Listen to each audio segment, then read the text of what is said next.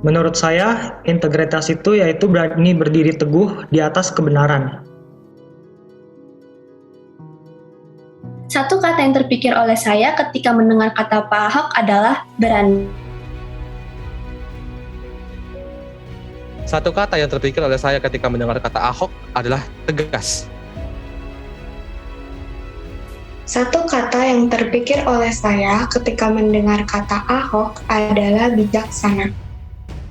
Menurut saya, cerita yang paling mengesankan dari beliau yaitu sikap kepedulian Pak Ahok kepada masyarakat dalam memindahkan warga yang tinggal di pemukiman kumuh ke rusun yang lebih layak untuk ditinggali. Dari yang awalnya Ahok bingung cari kerja, sampai akhirnya Pak Ahok bisa masuk ke PDI Perjuangan dan bisa menginspirasi kita masyarakat banyak. Impression yang paling mengesankan dari karir Pak Ahok bagi saya adalah usaha yang dilakukan olehnya dalam memberantas korupsi yang terjadi di Indonesia.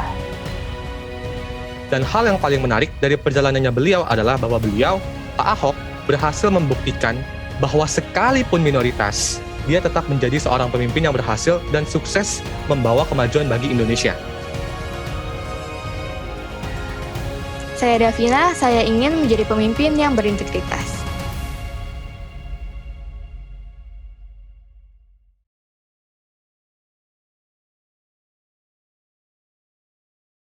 Iya, sosialisasi dari keluarga itu ya. Apakah itu yang menjadi motivasi Pak Ahok untuk berkecimpung di dunia politik? Ajaran-ajaran orang tua berarti ya? Ya akan dipengaruhi gitu ya. Kebetulan kita hidup di kampung. Kampung ya orang miskin datang, orang minta bantuan, banyak punya kebutuhan macam-macam kan. Izin dulu kan buat akte susah, buat apa susah. Mau kemana juga susah, apalagi yang nggak punya duit gitu. Ya bapak saya bilang, kita ini nggak cocok jadi pengusaha di kampung ini, kata bapak saya. Rumah kita begitu besar, orang anggap duit kita banyak kan. Iya. Padahal kalau pepatah Tiongkok, 1000 keluarga kaya nggak bisa nolong satu keluarga miskin. Pejabat yang bisa ya Pak ya? Nggak bisa, yang bisa nolong itu pejabat. Infrastrukturnya apa?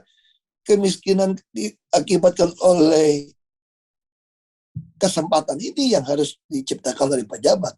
Tapi bapak saya bilang, coba kamu punya 1 miliar, lu mau bagi orang miskin? Jangan-jangan lu punya 1 miliar juga nggak mau bagi lo kalau lu punya. Kalau bagi juga dikit. Anggap lu mau bagi lah, kasihlah 500.000 lah. Waktu itu upah minimum kabupaten cuma 400.000 lebih gitu ya. Bagi dah 500.000, 1 miliar kamu cuma 2.000 keluarga habis. Di kampung kita ini ada 7.000 keluarga loh. Iya. Nggak bisa. 7.000 datang, ini bisa genjet-genjetan mati di pagar loh kalau dengar Ahok mau bagi. Nggak bisa cover semua. Iya. Memang kalau kalau jadi pejabat kan beda. Kamu bisa usahakan tidak terjadi pemborosan, tidak salah sasaran, apalagi korup. Nah sehingga uang itu jadi banyak. Gitu. Jadi lewat kebijakan-kebijakan publik gitu ya. Saya ambil contoh ini cara konyol aja gitu ya. Ini cara konyol kita hitung gitu. Kita jadi pejabat bisa menentukan. Bensin kita itu kan subsidi untuk isi motor. Alasan orang motor ini, nah gimana cara ngitungnya? Ada teorinya. Teorinya itu penghasilan UMK, upah minimum kabupaten kota gitu, 3,2 juta katakan. Itu kira-kira orang itu pakai 4% untuk kendaraan, untuk bahan bakar. Berarti 4% kali 3,2 juta ya 128.000 lah.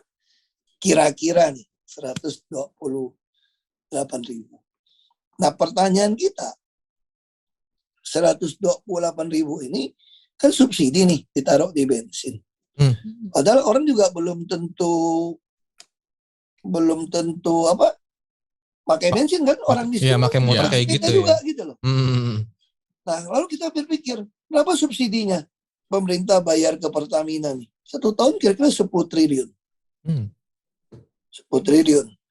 Kalau 10 triliun, ya udah deh, duitnya gue bagi aja 128.000 ke orang-orang yang ngisi ini. Taruhlah kalau kamu ngisi, gue isi. Padahal nggak semua orang ngisi kan, anggap semua ngisi deh. Kamu begitu kendaraan kamu plat nomor sekian ngisi, pakai My Pertamina aplikasi, saya kirimin 128.000 aja sebulan. Itu dapat berapa orang tuh nggak? 78 juta 125.000 orang. Ini bayangin nih. Terus total subsidi di Indonesia 1 tahun tuh 300 triliun. Kalau kita anggap 10 triliun jadi 100 triliun, 78 juta 125 ribu orang tadi, saya bisa kasih berapa satu bulan? 1,28 juta. Iya. Kalau saya naikin 200 triliun, 2,4 juta tiap bulan gue kirimin. Tapi yang pupuk, benih, obat, semua nggak ada subsidi lagi. Harusnya kan subsidi ke orang kan. Kenapa mesti ke barang? Kalau saya transfer uang ke, katakanlah ya, ke Karunia ya, transfer uang. Ya. Salah, dia orang kaya nih. Punya iPad kok bisa pakai Zoom kok. Gampang, tinggal saya datengin. Kan rekening bank, panggil ke BI. Kita tinggal kontrol dengan kartu keluarga, dengan NIK. NIK. Kayak kita mau kredit motor lah, kredit mobil. Tolong dong, rekening korannya 3 bulan terakhir. Iya. Ada duit masuk apa enggak? Ada keluar masuknya berapa gitu kan? Iya. Karunia ini duitnya banyak bener nih. Gue kirimin duit bantuan lagi kan. Pasti didatengin. Mungkin ada oknum RT teman dia kan. Dia laporin jadi orang nggak mampu. Ketika kita datengin kan. Lu balikin nggak lu? Kalau nggak balikin gue pidana lu. Pasti lu transfer balik tuh duit. Iya. Tapi kalau saya kasih bensin, saya main nggak tahu. Mobil BMW atau Iya benar. Bener, iya. Subsidi itu siapa yang pakai kita nggak tahu sebenarnya Pak. Dan kalau ada disparitas harga dalam teori ekonomi, pasti fraud. Iya. Terus orang ngambil pupuk, ngambil benih. Lu tahu nggak dia petani apa bukan? Jangan-jangan pupuknya masuk ke kebun sawit orang. Jangan-jangan pedagang. Sama kayak operasi pasar kan. Orang miskin suruh beli beras 20 kilo. Mana sanggup dia tiap hari cuma beli 1 kilo. Penghasilannya mampu beli beras 1 kilo sehari. Anda paksa dia beli 20 kilo. Otomatis kupon buat beli miskinnya dia jual ke orang. Iya. Pakai subsidi mesti ke orang. Itu yang kita lakukan di Jakarta dulu.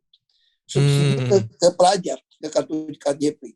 Jadi beli daging semua, daging sapi 45.000, ayam 8.000 1 ekor, telur 8.000 sekilo, itu subsidi kita top up. Nah, model-model. Makanya saya katakan, jadi pejabat itu jauh lebih berkuasa, bisa nolong orang banyak.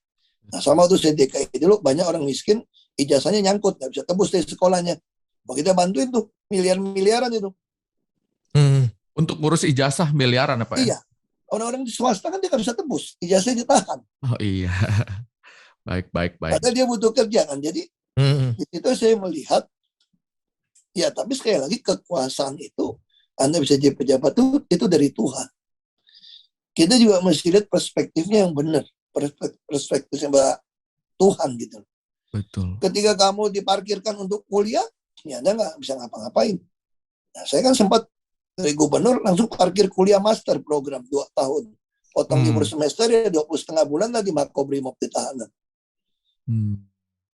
Kuliah kan di Makobrimob. Kuliah. Sekolah Pak, sekolah. Iya, master.